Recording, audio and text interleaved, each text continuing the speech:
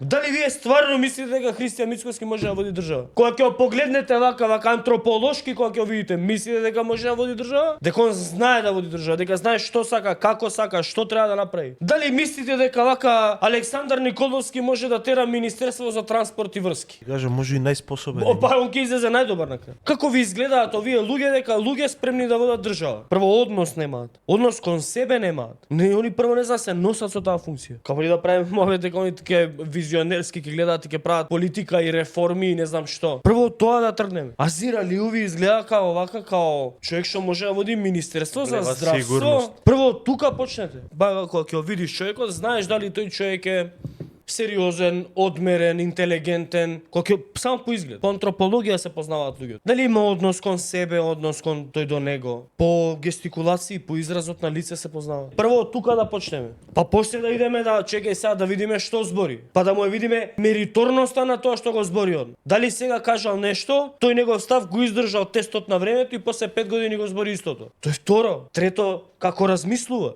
каква интелигенција има, каква емотивна интелигенција има, дали е емпатичен човек, дали бидејќи политиката е хумана професија. Тој што е политичар треба да има некој тип на човекољубие, а не да ги третира луѓето као да се пепелјари